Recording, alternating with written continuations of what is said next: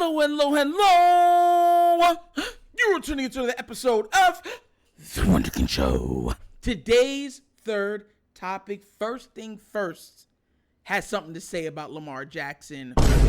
Look, I want to make sure that the point that I'm trying to make in this video gets right across, right? Because the reason why I'm covering this story is because I've been hearing this same notion from a large part of the Ravens flock. And I'm not saying that it's right or wrong, but I understand where they're coming from. So what I'm going to do is I'm going to play this clip, and the clip is pretty much about what Cam Newton and Shannon Sharpe's interview, which we already covered. But this is through the understanding of an Eric Mangini. And you guys know I'm not big on Eric Mangini. But based on what you guys have been saying, he doesn't make sense on this. So what I'm going to play it, and then we're going to break it down, all right? So without further ado, let's get this party started.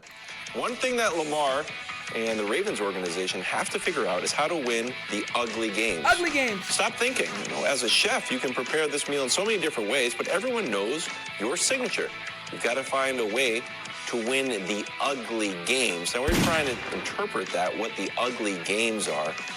Here's where the Ravens rank this year. Overall, pretty strong. They got to the playoffs and didn't run the ball enough.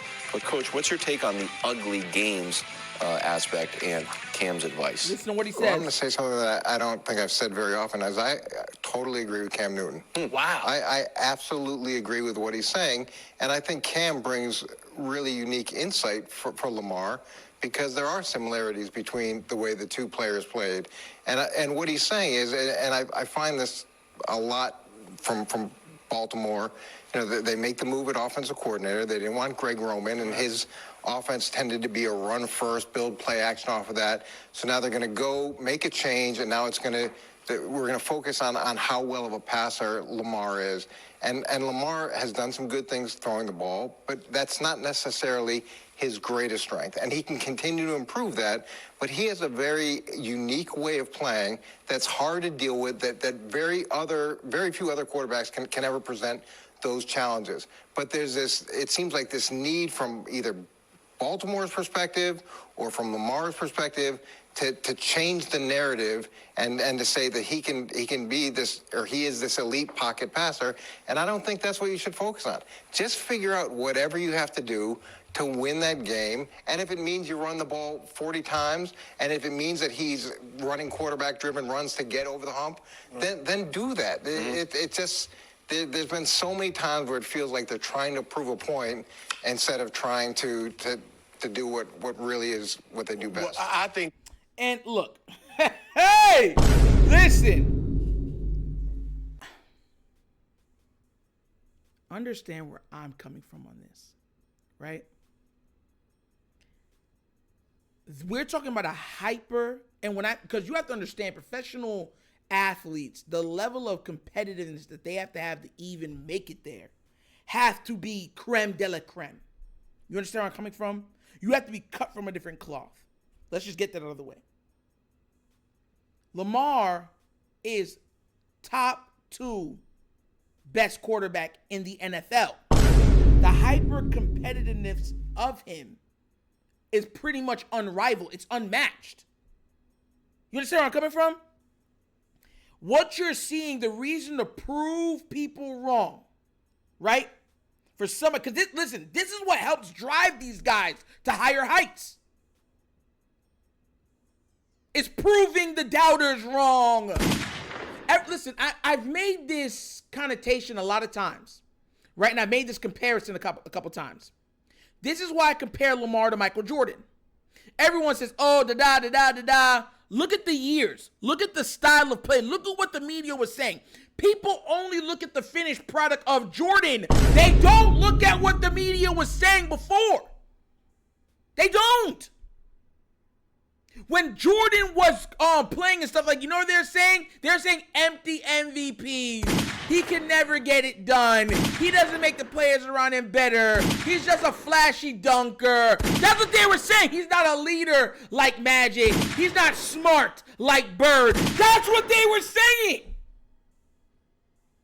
He's not great. He's just an athlete. Who does that sound familiar to? when Jordan won his first one against the Lakers, he made it a point to point out, like, you could quiet that noise down now. Quiet it down. Because that's what drives these guys.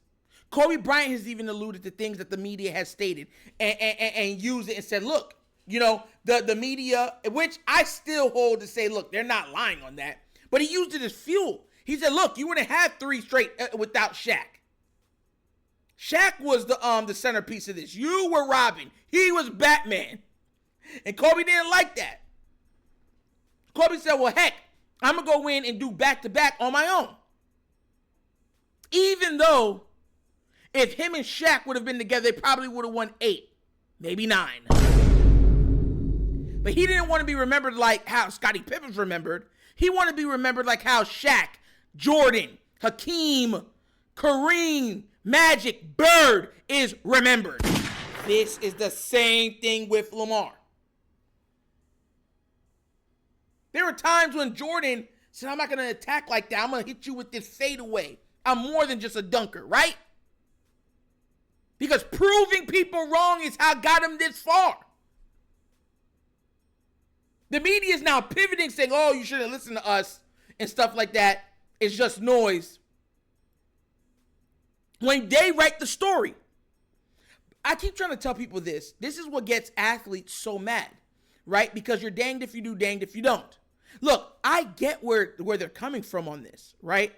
There was times in the game I was like, Lamar, just go. Just go. And he didn't. But if you guys remember, I was calling that out in the season. When I said, yo, why y'all want him to stay in the pocket so much? If he can run and there's a 50-yard run right there, just take the 50-yard run. Yo, we love how Lamar staying in the pocket and giving defenders a chance to absolutely punish him in there. Yeah, that's right. Let him punish him. He's a real quarterback. He'll take that shot. He'll take that hit. He'll take that knee. I said this in a previous video. Lamar is like Superman. Can he fight on the ground? Yeah. Can he ground and pound? You're darn sure probably he can. But you know one of Superman's biggest attributes? He could fly. He can fly. So he doesn't have to fight you on the ground. And a lot of people would be like, if you're a real fighter, come fight on the ground. Why do I have to fight on the ground? I have the ability to fly. Also, I can fight on the ground sometimes. But other times, catch how I fly like a bird. Fly like a bird, I'ma fly away. I don't know where my home is. I don't know where my home is. Well, baby, what the wink of you is. Oh!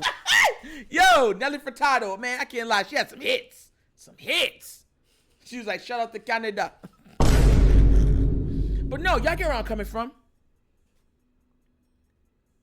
Lamar's abilities have been poo-pooed on so much that's how they describe him. Oh, yeah, he won. But, I mean, he didn't throw for a lot. I mean, he ran for, 90 yards. He only threw for 220. I mean, come on now.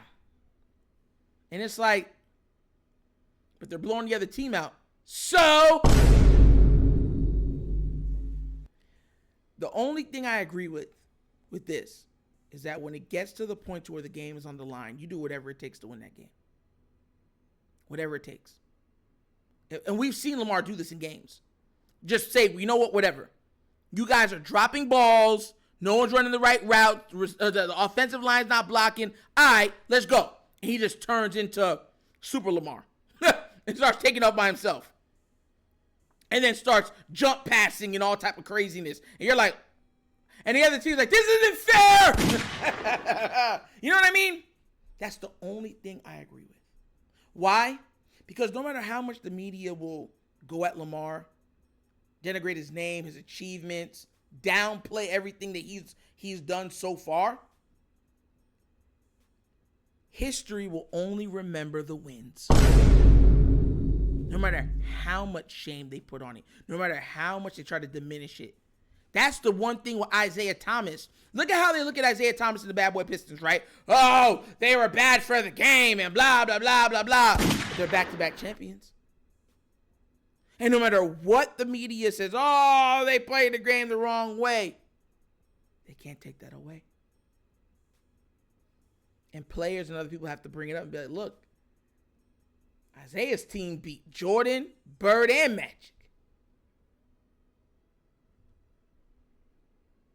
in their primes.